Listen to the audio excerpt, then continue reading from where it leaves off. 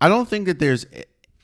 While yes, we talked about the Kansas City Chiefs, and they're the only team that's undefeated. They're the only team that has Patrick Mahomes, obviously. But I think that there is a feeling when you watch their games, when you watch them, even though they're undefeated, and I'm not taking away from their record, I'm not taking away from anything they do. But that team doesn't feel unbeatable. Again, Ryan Clark said it. A bunch of people have said it. And this is an indictment on the Kansas City Chiefs. Obviously, this is they're 8-0. But they don't feel unbeatable. When I watch the Kansas City Chiefs, while I respect them and while their record is their record, I never feel like I'm watched, at least this year.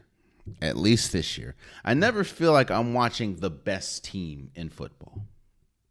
I never feel like this team right here is the best that football has to offer. Again, I'm not poo-pooing on the Chiefs. I am giving them the ultimate respect because I can feel that way, and they're still finding ways to win. And they still have beat quality opponents.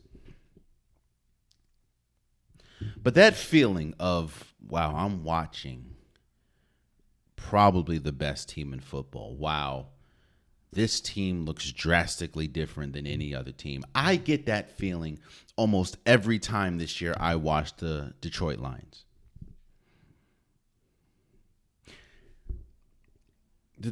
It just feels like they're a step above in every single aspect of the game. Maybe not defense, but we'll talk about that when we get to the trade deadline part because I think that they have gotten incredibly. I think they just got an incredible boost. But I don't think that there's any question right now that the Detroit Lions is the best team in football. And they beat quality opponents. And they have bludgeoned people.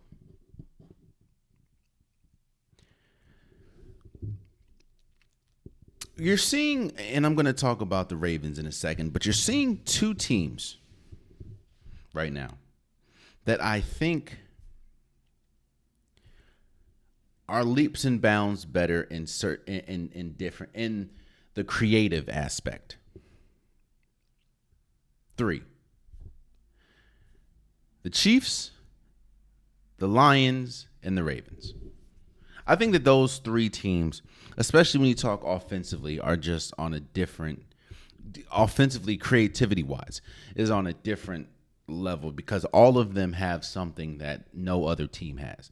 Like the Chiefs have Patrick Mahomes. Patrick Mahomes and Travis Kelce, they're able to just do things. He's able to do things that other teams, other quarterbacks can't. The Baltimore Ravens, they have Lamar Jackson. They also have Derrick Henry. Those two, it just opens up an endless amount of possibility because they're able to do things that other teams cannot. And when you talk about this Lions team, you have Jared Goff, you have Amon-Ra St. Brown, you have Jahmyr Gibbs, you have Sam Laporta, you have David Montgomery, you have Tim Patrick, you have Ben Johnson at the helm as the offensive coordinator. When you have that many weapons and couple that with the creativity of an incredible offensive coordinator, there's a reason why these teams, these games that we watch from the Lions look different. They look, you know what it is?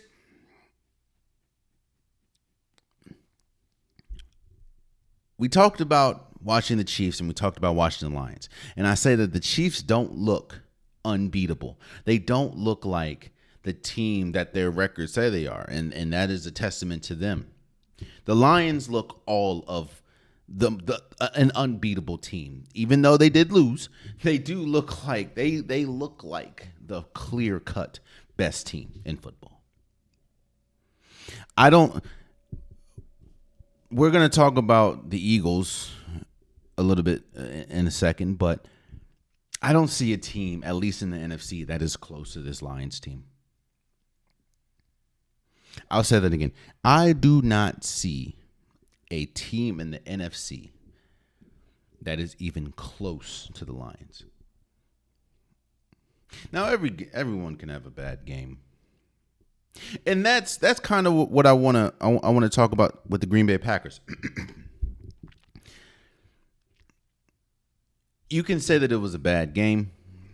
You can say that, well, the weather was bad. It was a monsoon, essentially, pretty much the entire game. And while, yes, those situations, those elements does have a impact on the game, what I will say is the same elements that the Green Bay Packers were dealing with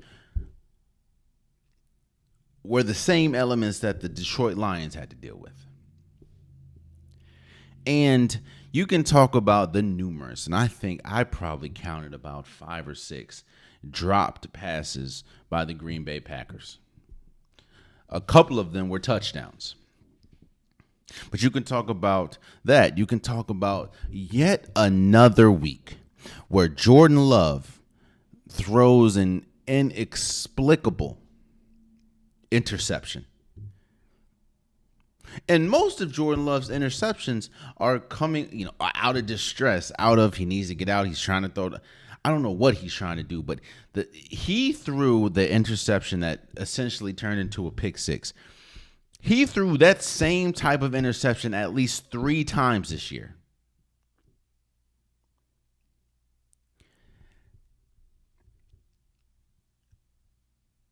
That's kind of where my hesitations are with the Green Bay Packers. Elements do change the game. I'm not saying they don't. But the elements, you shouldn't look like a drastically different team with heavy rain. And that's kind of what I took out of this game, and that's kind of why I feel more confident with the Detroit Lions, because they played in the same exact elements, and while there was a little bit of a drop off, they damn near look like the same team they've been. Jahmyr Gibbs running all over the place. Amon-Ra St. Brown doing stuff like that.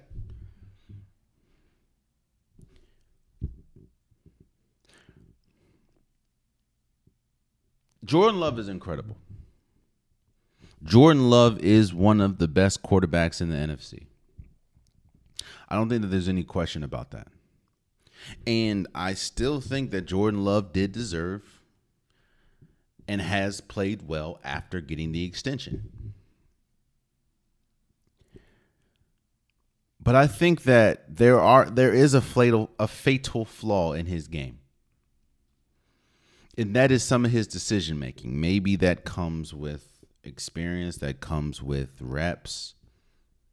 It's technically his second year starting, and it has been a roller coaster because he has missed a couple games due to injury. But some of Jordan Love's decision making is head scratching, to say the least. And when someone like that, as talented as he is